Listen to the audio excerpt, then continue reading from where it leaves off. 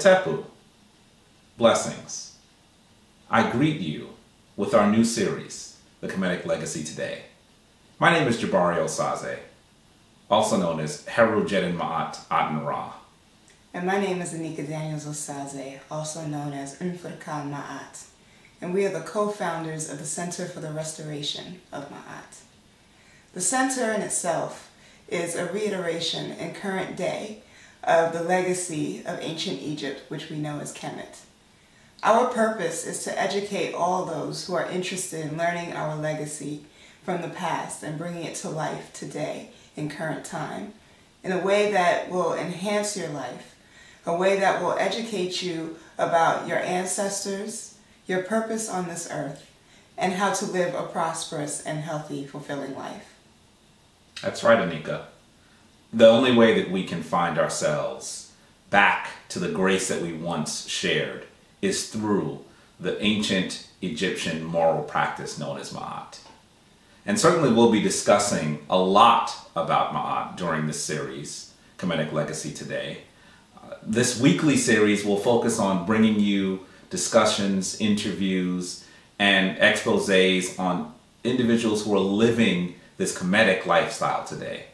Of course, what do we mean when we say Kemet? We're talking about the word that the ancient Egyptians used for the territory they lived in themselves, Kemet.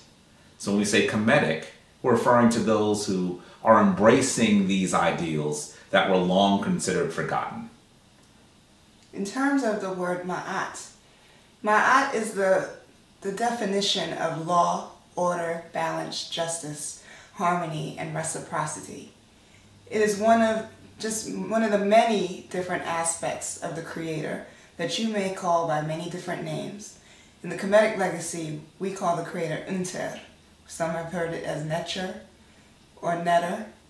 But the word itself represents both the feminine and masculine principle of a divine creation.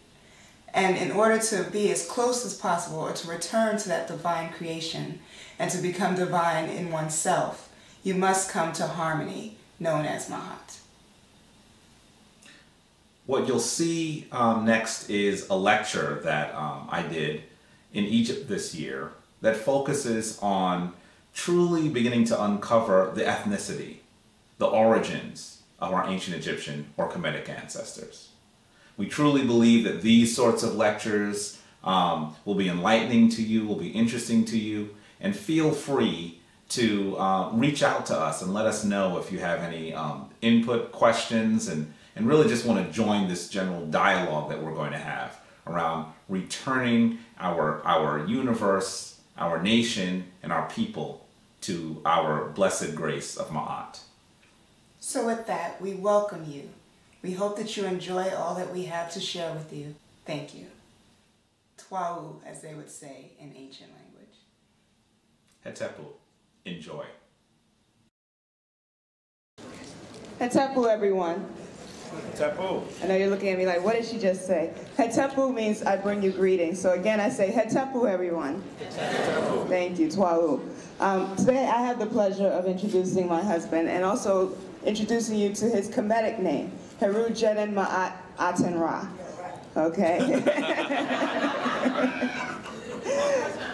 Heru Jed Ma Aten Ra.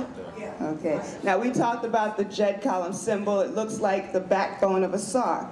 The symbol itself means stability. And we all talked about Ma'at, right? Yes. So Ma'at being truth, order, balance, harmony. So his life that he's chosen for himself is a life of stability, truth, order, and balance. And that's the name that he's given himself. So this is the name that we would like to introduce to you today. Now, I just wanted to give you a little background on him so you know who he is. I know you've seen him speaking at the different sites that we've gone to throughout this journey here in Kemet. But just to let you know, Jabari has been studying ancient Egypt for over 20 years. He studied at Cornell University and earned his bachelor's in Africana Studies and also in Human Service Administration. He did his master's at Metropolitan College of New York in Human Service Administration, and he's currently working on his doctorate in Interfaith Studies so that he can one day be a Kemetic priest.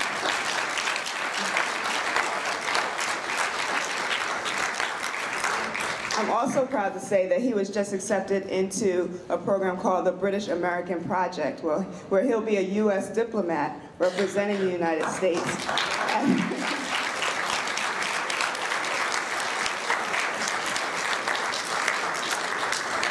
And in November, he'll be traveling to Edinburgh, Scotland to represent us and to work with another group of about 29 people to discuss issues that affect the United States and Britain. So that's one thing I wanted to make sure that you're aware of. But also, in 1998, he was initiated into a Kemetic order through our priest, Baba Heru Samaj Se Ptah, into the shrine of Ptah. So hopefully one day he will be a priest in that shrine. So at this point, it is my pleasure to introduce to you Heru Jed Ma Atenra.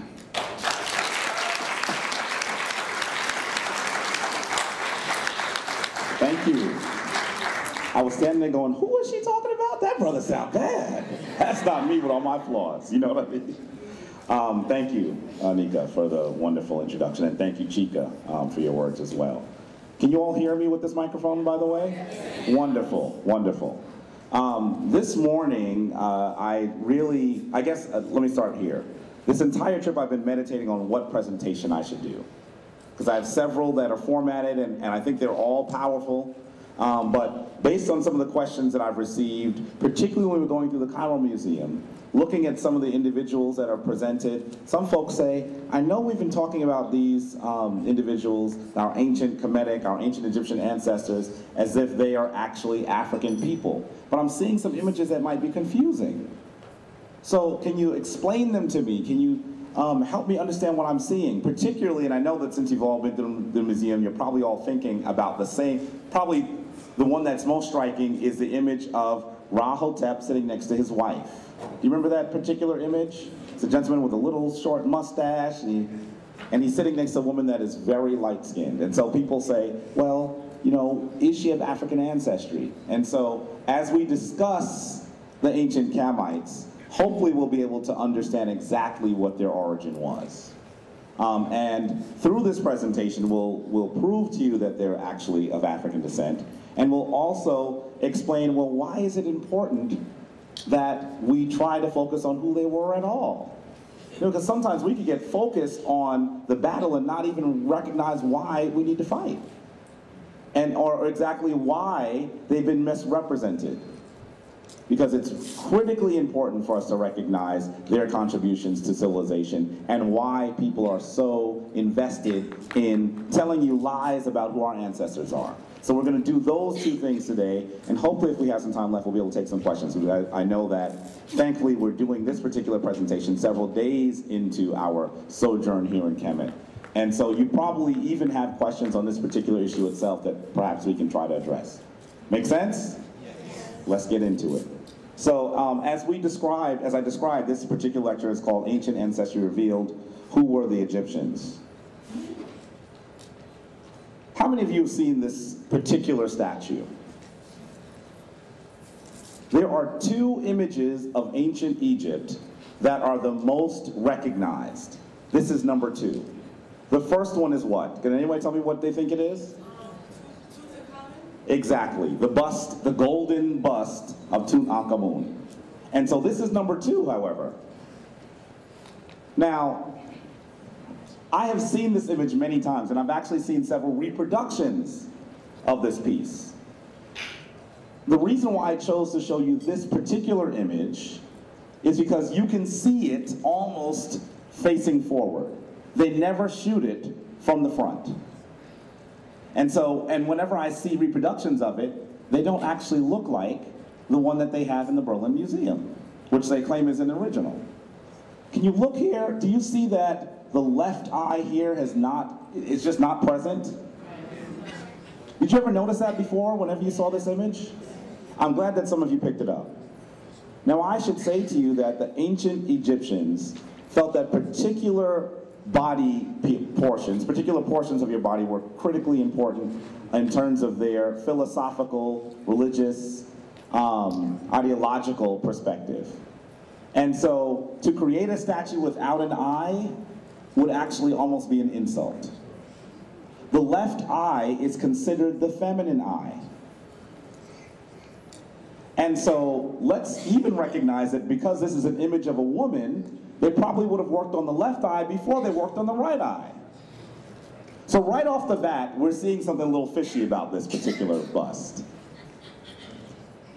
As we look a little further and go into the history of this bust, I know that some of you are not familiar with actually how it was found, but a man named Borchardt actually found this piece, or at least this is what he's told us. He was doing some digging and he found it, and he didn't report it. Now some people say that he didn't report it simply because he wanted to make sure he was able to take it home. And if he had reported it to the Egyptian government at the time when it was found, they probably would have said, that's wonderful. Keep your records of your find and come and visit the statue in Egypt as many times as you like. And so there is a reason that he might have not mentioned it. However, he gets home and he doesn't mention it for another 2.5 years. Now remember, this is the second most notable image of ancient Egypt. If I found this, I'd be jumping up and down and yelling and screaming. It is a major find, yet he didn't mention it for 2.5 years after returning home. There's a new book that was just released this year that actually questions, and it's actually released by another German, that says that he's found some historical documents that prove that this is a forgery. Now, there have been many people who have questioned whether it was a forgery for many years.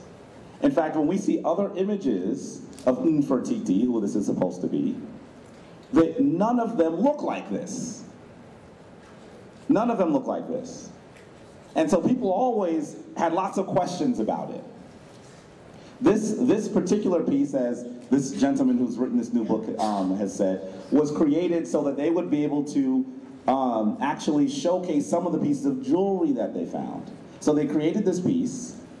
The person that was sponsoring their trip here to Egypt came in when the piece was being held with the jewelry pieces, and he said, "This is a wonderful find. It is incredible. We have to take it back to Germany." And so it said that the guy that actually said he found it didn't want to upset the people who were funding him. So he never mentioned that it was created. And several other art historians have also said that the way that the shoulders are sloping has never been seen in ancient Egyptian art, before or after. And that shoulders are usually done, and we'll notice as we go to more museums today, on a horizontal fashion. So we have tons of questions about this.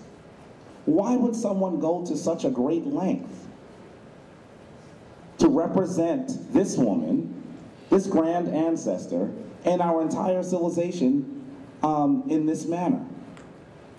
We're going to explore these issues a little bit further, but I want you to also see, as we talk about this particular image, the reproduction. We did find her mummy, by the way. Her mummy has been found. And a team of archaeologists and historians and also forensic scientists worked together with the Discovery Channel to give us what they believe is an accurate portrayal of how she looked based on her mummy. This is the recreation that was aired on the Discovery Channel and caused a big stir. So they started with the skull. They slowly began to place skin and muscle and tissue that was underneath her skin into the image. You notice that they have several points of reference. That's what those red pieces are. Do you see the points of reference? So this is their recreation based on the mummy.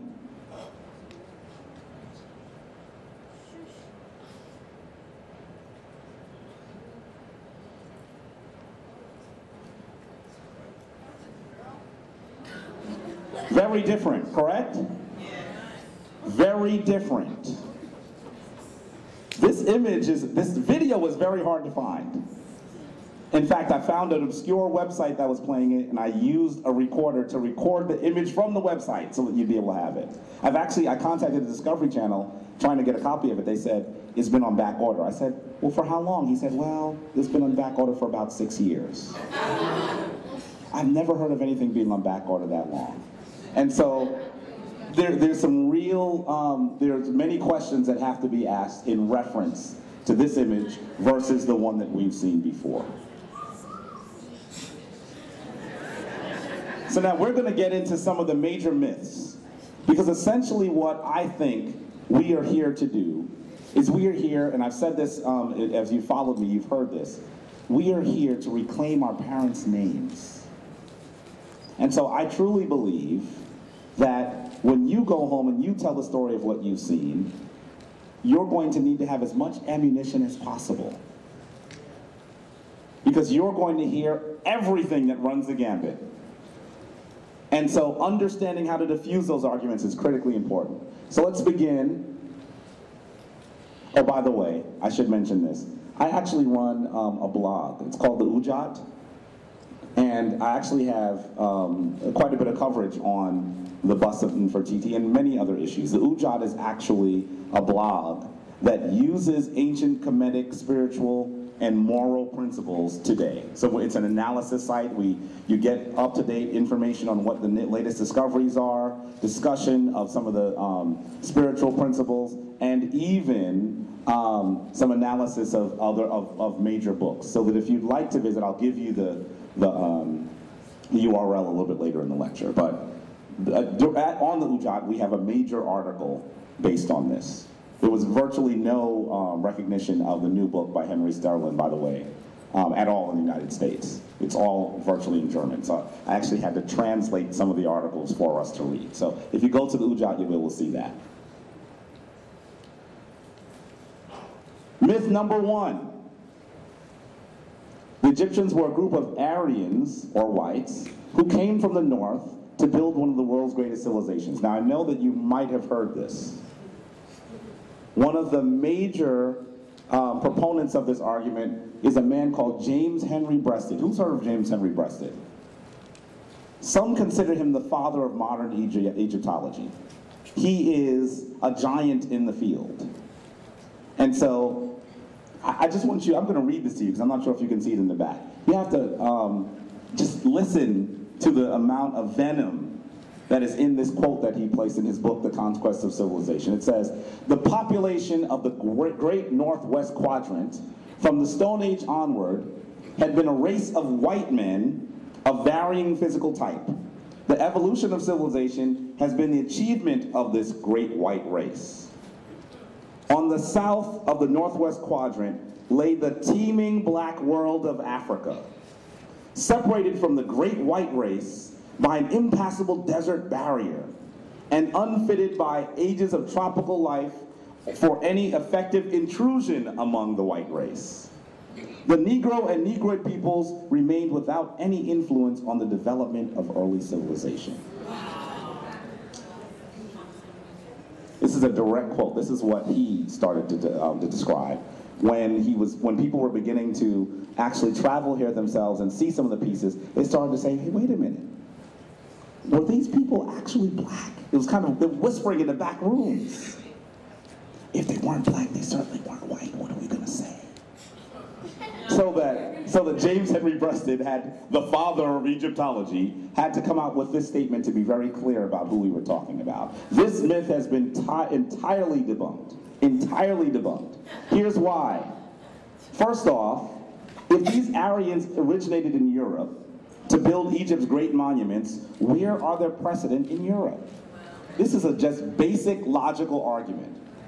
These folks from Europe come in, they build the Merkuti, the pyramids, they build these incredible Tekkens, they build this whole society. Why didn't they do that where they came from? Yeah, a little strange. It's kind of like you going from the 5th grade as an F student and getting to the 6th grade and being an honor roll student. At least somebody's gonna say, well, what happened between the 5th and 6th grade, right? Something must have, was it the teacher? But you have to give me a rationale. They haven't even posed any rationale. So that's one of the major things that it poses many questions about this rationale. Number 2, we're going to go to the Valley of the Kings and Queens today. And I'll tell you, you will not be able to get into the tomb of Ramses III or Seti I. We won't be able to get into them. They've been closed for over a decade. I think I know why. On the inside of the tomb, you will see the painting that comes from the Book of Gates. And in the Book of Gates, our ancient ancestors described the people that they had interaction with. primarily in their world. They describe the Nubian. Do you see the Nubian here? They describe the Syrian. They describe themselves. And they describe the Libyans. Now wait. Let me do that again. They describe the Nubians, the Syrians, themselves, and the Libyans. Wait a minute, aren't those two pictures the same? You tell me that's the way that they viewed themselves? You're not going to get into this tomb. You will not be able to see the Book of Gates up close. Now, thankfully, there are several people who have actually recorded what they were seeing in the early 80s. But there's no way that they're going to allow anyone to see this themselves. And I actually think that there's a reason that is actually based in logic. Anika and I last year had the opportunity to go to Ethiopia. And as we went to Ethiopia, we saw some of the world's greatest antiquities. And I remember having been to Egypt 5 times before, how we would walk down and there was security and tons of people, and you had to step to the side because people were walking by, and if there was a dig, there were armed guards in front of the dig. And I remember once I saw a dig over at Luxor Temple, and I went over and I said, "So what are you looking for?" And they said, "None of your concern." And went back in and started digging, and then the guards kind of like shuffled their weapons, trying to tell me like, move on. I was like, what is going on here? When we went to Ethiopia, the digs were open. There wasn't even a fence, there wasn't even an armed guard, there wasn't even a guard with a baton. We went to the site of the largest Tekken ever to be erected. It's not even erected here in Egypt. It was erected by the Ethiopians, the largest Tekken. And there were 30 people there, including Anika and myself, in the middle of the day. If it was clear to everyone in the world that ancient Egypt was a black civilization, a lot of their tourist dollars might actually dry up. And so you're not going to get into the tomb of Ramses III or Seti II. That's really the reason why I believe it's closed. Number 3, our ancient Egyptian ancestors were always oriented towards the interior of Africa. When Brother Chika did his presentation, he actually showed you the way that they viewed the continent of Africa. They believed that we were actually where we are right now in the south, and that the north would have been where South Africa is now. That would have been the extreme north. Why were they oriented in an opposite way than European cartographers were? Because they viewed the area around Ethiopia, stretching all the way down into Kenya, as what they considered Tan Neter, or the land of the divine, or the land of their creators. So they believed in their thinking that they were above them. And so they oriented themselves toward the south. When we get to Hatshepsut's tomb, mortuary temple later today, we may even have an opportunity to see the text of her expedition to the land of Punt, which is probably in Ethiopia, Eritrea, Uganda, that region there. And she says these people were the divine people, the people of God, our ancestors. She sends an expedition there. Now I'm telling you, I have seen at least 5 Discovery Channel, History Channel, Science Channel discussions of Hatshepsut. And they never mentioned, they say she went to Punt, but they never said why. And so as we look at what our ancient ancestors believed, they were actually very clear about where they came from. Very, very clear. Number 4. How many of you know who this brother is right here? Everyone, I want you to say his name with me. Sheikh Anta Diop. Sheikh Anta Diop is actually our modern day multi-genius historian.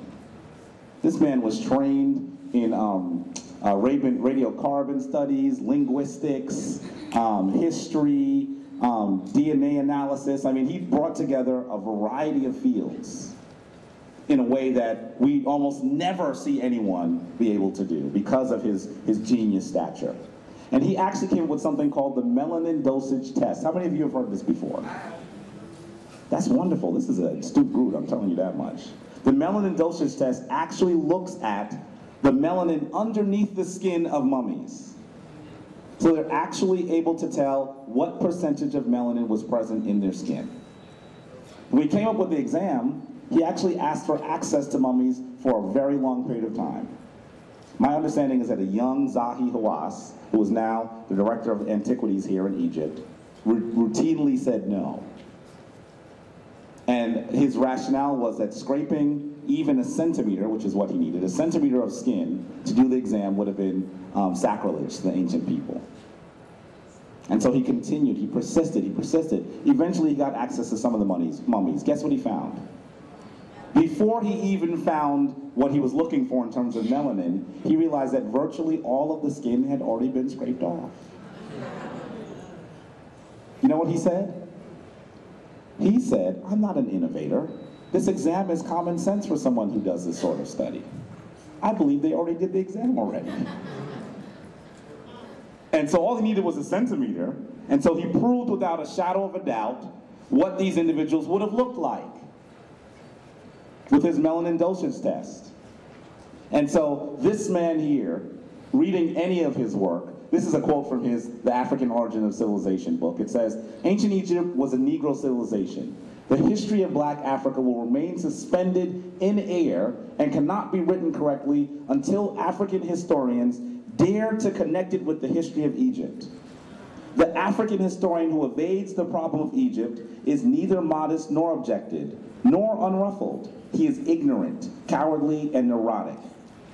Imagine, if you can, the uncomfortable position of a Western historian who was to write the history of Europe without referring to great Greco-Latin antiquity and try to pass that off as a scientific approach. We would never hear that.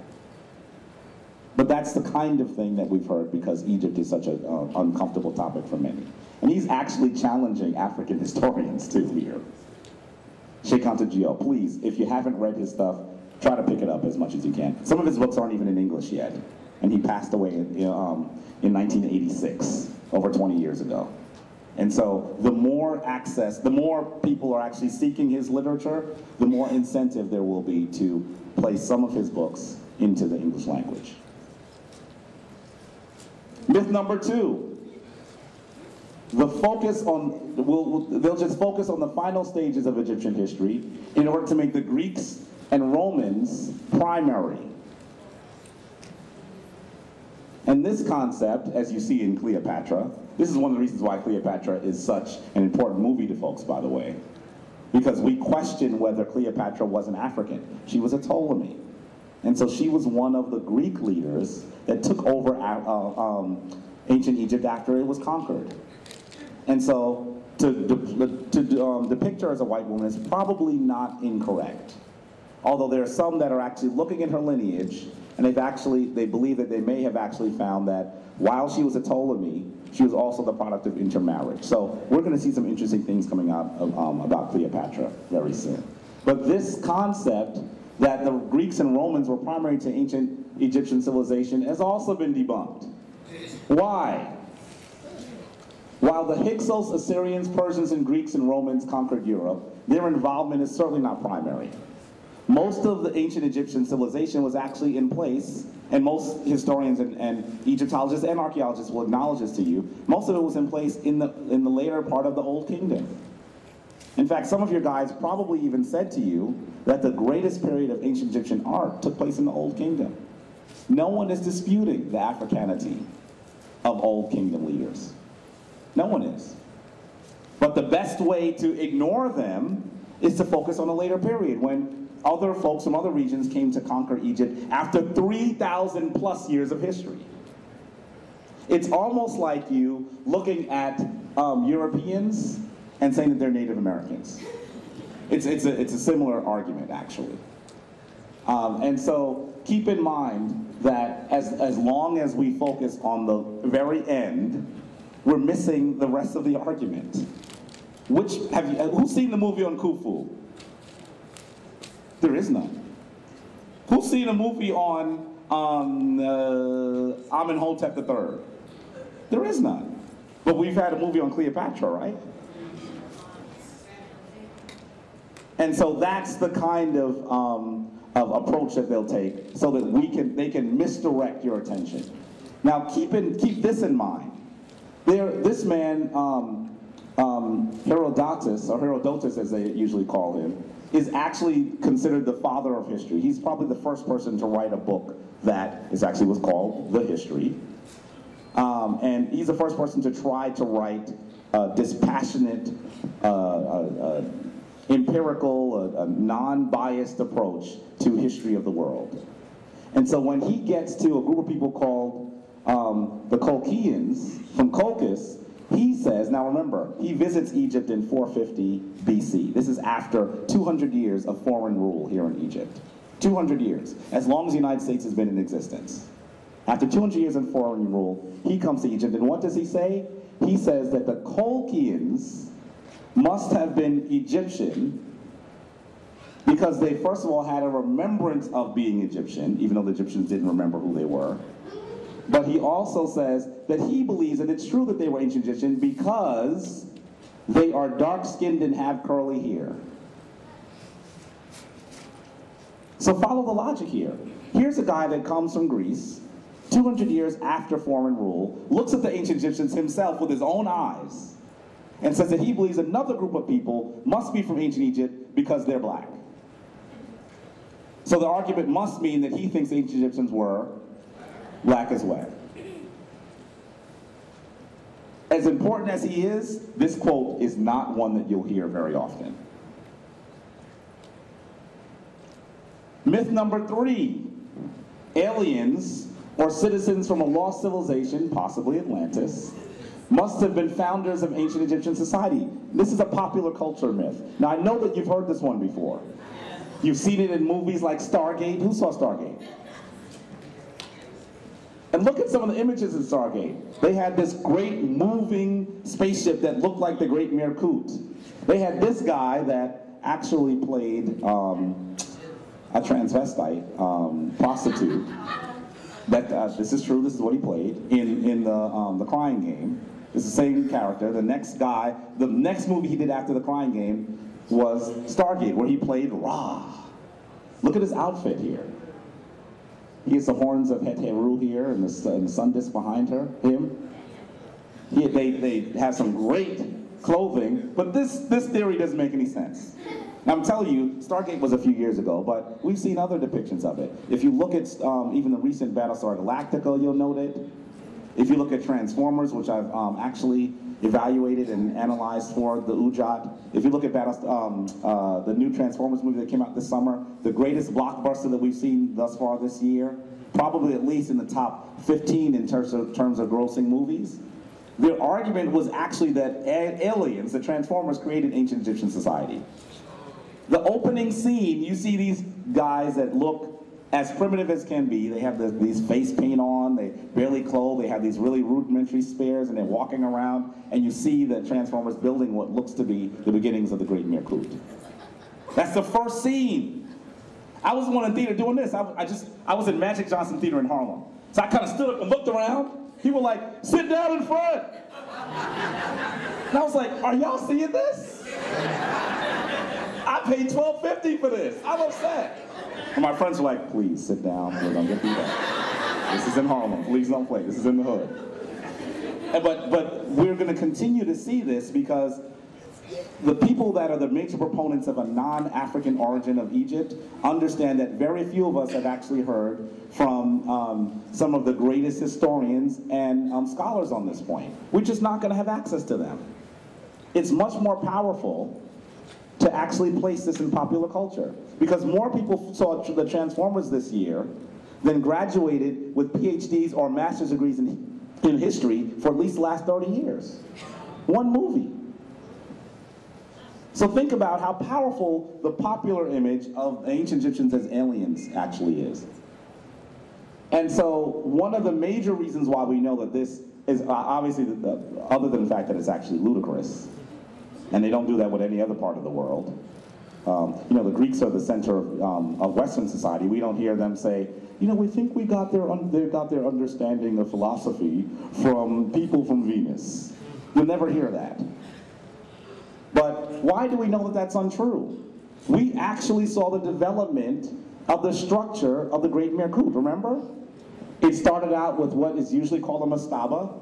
And actually, you could go even further back and say that there were sand-cut tombs, rock-cut tombs, the mastaba, and then it went to the great step Mirkut, designed by Imhotep, where he puts a mastaba on top of mastaba on top of mastaba, expands it until it ends up looking like this. Remember? So we're seeing development. Clearly, if someone from outside had come in with this concept, they would have just built it just where it was. They wouldn't have to actually go through the process of scientific inquiry to come up with the form that we're seeing.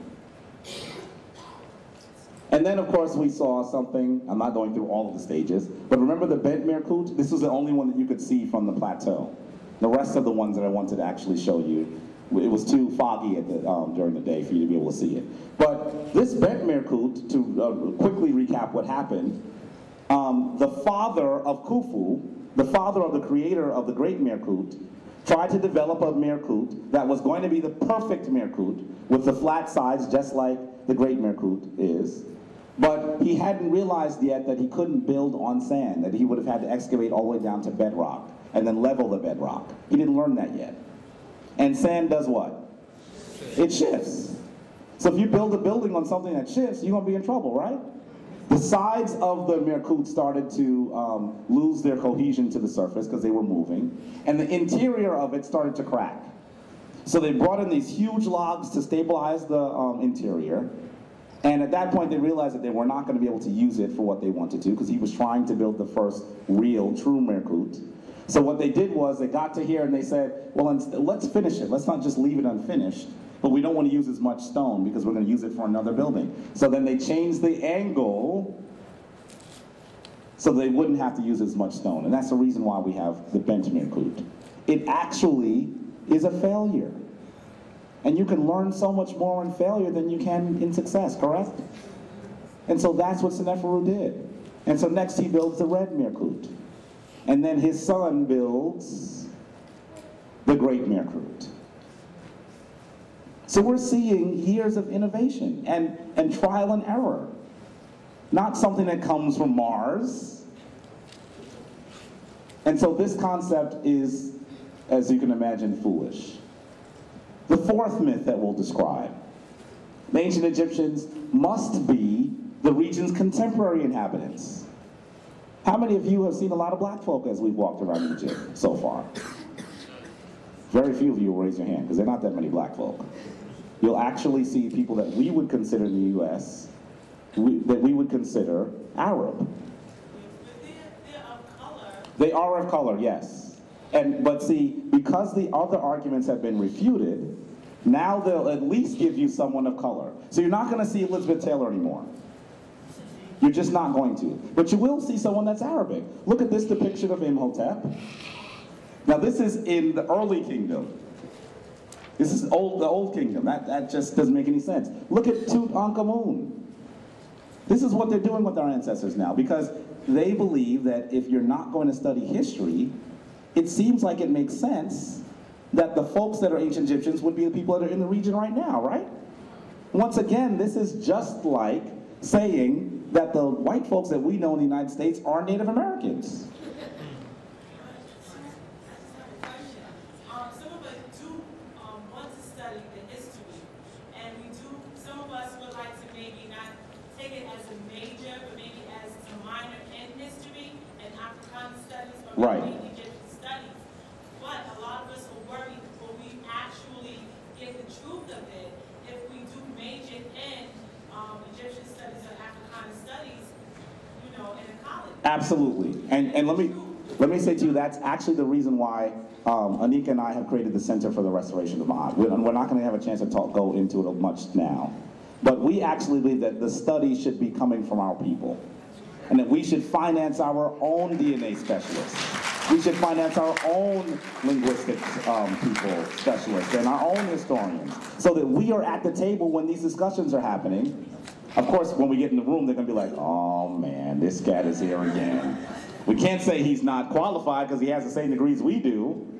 He's looking at the same stuff we are. We can't hide it in the basement as long as he's here.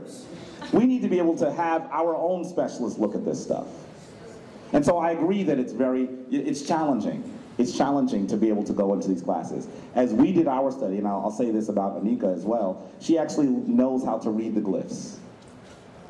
And as a linguistics major at Cornell, when she took her class, once the professor realized who she was, he did everything he could to make her uncomfortable.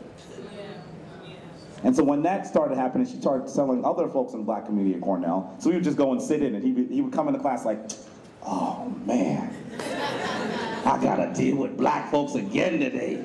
They are not paying me enough for this. That's exactly how he treated her. So your concerns here are absolutely correct. That's exactly what happens. But we have to do it ourselves, really, is what we have to do. Lost my place here. And we're running out of time, so I'm going to move a little bit faster here. These are folks that we actually recognize. And even if you look at the facial features of Tutankhamun, most of his depictions look very similar, which gives us the impression that it was close to how he looked. He looks nothing like this cat. Not at all. And so let's be clear that our ancestors were also clear about who they were. Here goes Imhotep here. He looks nothing like that guy. Where'd they get that guy from? And they even got a fat guy. I was like, I've never seen Imhotep depicted as a fat guy. They really want me to believe this? But it's on the History Channel, so it must be real, right? Though this has been debunked. Why? First of all, we explained that believing that the current Arabic folks that are in, the current inhabitants of Egypt are the actual ancient Egyptians would be like believing that Europeans are Native Americans. But in addition to that, if you understand the history of Egypt, there was a major Arabic invasion, in fact they call it the Arabic invasion, in 639 AD. This is long after the ancient Kemetic Empire. And so that's when a lot of the region's current inhabitants come into the region. That's how they got here.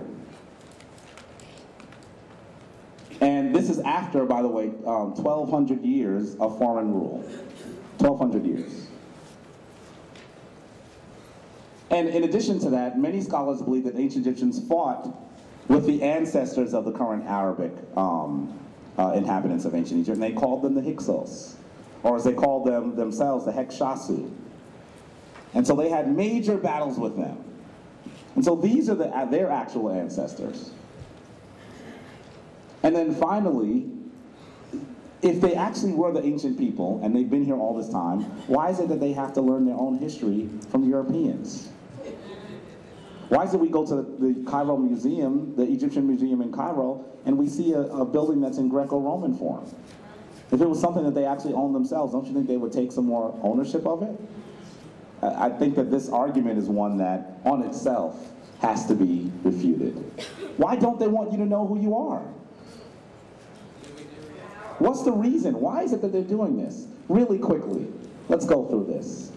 At the period when people were most interested in ancient Egypt, when the Rosetta Stone was finally deciphered, was at the height of the transatlantic slave trade.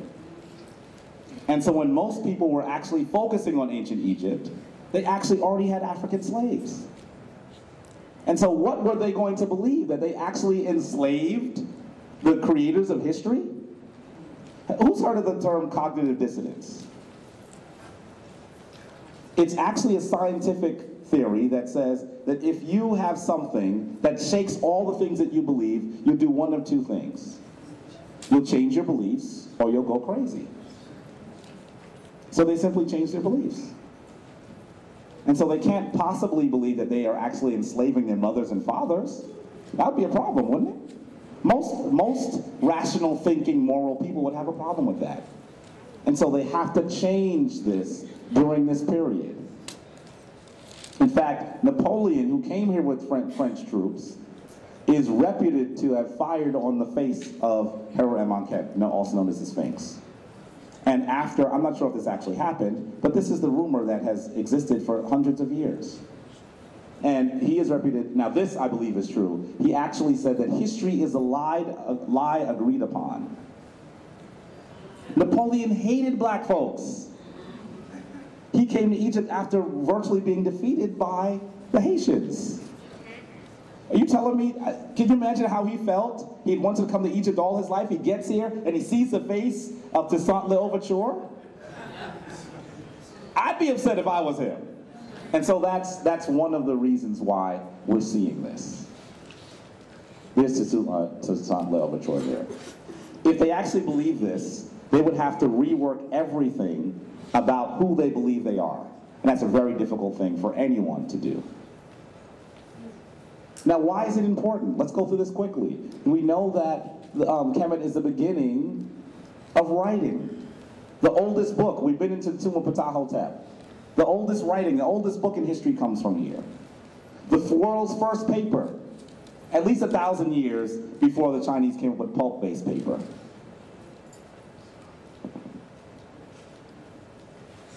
Religion and spirituality. Ancient Kemetic spirituality actually serves as the archetype for the world's major religions today. So we see the first sacred trinity in Heru, Asar, and Ast. In fact, there are many similarities between Asar and Heru and Jesus and many other major characters in the Bible. That would be a really challenging thing to say, that their understanding of their own religion comes from black folks. It'd be very difficult to say that. And in fact, even the people that we know were black, and they don't even refute we're black in the Bible, when they usually depict them, they usually make them look like Europeans anyway. Just for good measure. In addition to that, relational mathematics. Our ancient Kemetic ancestors used math in ways that we still don't understand today. We still can't build a Great Merkut. I think I said on our bus that in the late 1970s, a group of Japanese scientists and archaeologists and engineers and architects decided they were going to build the Great Merkut. And so they started working with the tools that they believed that were in use during ancient Egyptian time. And so they started working on it, then they said, okay, these copper tombs and these wooden mounds ain't working. And they got the titanium stuff. That didn't really work. So then they started etching things with lasers. Where's Bill? I know we talked about lasers. They started etching things with lasers, the Japanese. And so finally they thought that they were making some headway. And they started reporting that they were building the Great Merkut, and it was a great day for Japan. And by the time they got about halfway, guess what happened? It imploded. That was the last semi-successful opportunity to build the Great Merkut. And so they still don't understand how it's done. We have the Moscow, the Rhine, and the Berlin papyrus that all describe mathematics in ancient Kemet. And in addition to that, one thing that I think you'll find very interesting, I didn't do it in this lecture, but hopefully we'll work on it at another date. The ancient Egyptians did mathematics. Students, you really should pay attention to this part. They did multiplication and division without the use of a multiplication table, because they had an understanding of the relationships between numbers. In fact, many of our older folks in the room, including myself, remember that there was a major transition in mathematics in the United States where they started calling this new math the new mathematics, because we didn't understand the relationships between the numbers. You could ask a student what 4 times 4 was, and they'd give you an answer. But then you would ask them, what's 2 times 2 times 4? And they would say, because many folks didn't understand the relationships between the numbers. They just were giving you what they memorized. The ancient Egyptians did not even memorize the mathematics table, which is really big to me. Short story. I couldn't remember the 4 times table. And I was a great student, but I just couldn't do it. I wasn't focusing on it. And I remember my mother came to pick me up from school one day. And the teacher looked at her and said, you got to get him to get this straight, because I don't know what he's doing. And she shot me a look, and I said, oh, this is going to be a long night. And when I got home, she took out the belt, and she said, you're going to learn this in about 10 minutes. You're going to read it, and you're going to give it back to me, and when you get it wrong, you're going to deal with the belt. It wasn't 10 minutes. It was a very long night, and a very painful night. I did learn the 4 times table, I must say. But they didn't, our ancient Kemetic ancestors thought that that was irrelevant. Why should you memorize something for no purpose at all? I actually have a DVD here that goes into how they did it, by the way. And so I think that it's something that we need to learn to do so that our students can truly understand how this works. And then finally, medicine and science. I'm not going to go through all of this, but as we went to the Imhotep Museum, I know that you're aware that the beginnings of medicine and science come from ancient Kemet as well. That Imhotep is known to come up for cures for 200 diseases, practicing surgery and dentistry, and so we are at center in the beginnings of medicine and science. And so it should be clear why it's very difficult for them to admit that the ancient Egyptians are African. But after your trip this year, you should be able to return home and make these arguments so that our people can be edified by our history of excellence. And so what do we have to do? We have to do exactly what we're doing here. We have to teach our young people what the truth is. Here's some pictures from some of our trips, actually. We have to teach them the truth. Because the work that particularly Brother Helen and Mama, I said Brother Helen, Brother Ali and Sister Helen have done is critically important. We have to tell our students what the truth is so that they can actually stand on the shoulders of our ancestors.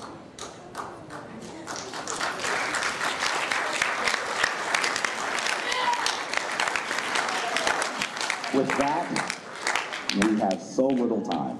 And so I want to just make sure that you have all of our contact information. You'll see our website, the centerformaat.com. You'll see our blog where the Ujat is. Blog at centerformaat. With that, I want to say that the divine force in me greets the divine force in you. I know that I see a few questions. Can we take a few questions, Ali? Do we have time at all? No? Okay. So definitely you can speak to me afterwards. Okay? Oh, that's my email. I'm sorry, you're not seeing it clearly. Is that what you're asking? The email is Jed, D-J-E-D, at centerformaat.com. And above it is blog, B-L-O-G, .centerformaat.com. That's where you'll see our, about 3 times a week we post information, new information for us to have access to. And so with that, I want to say Hetepu Tu'a, thank you very much, and we'll see you a little bit later on today.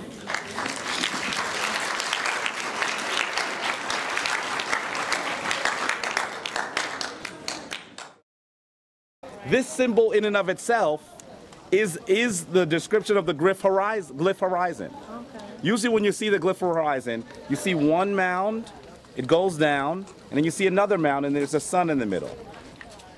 And so that's the way that they describe not only where they come from, Brother Chika, because that's important here as well, but it's also how they describe the horizon.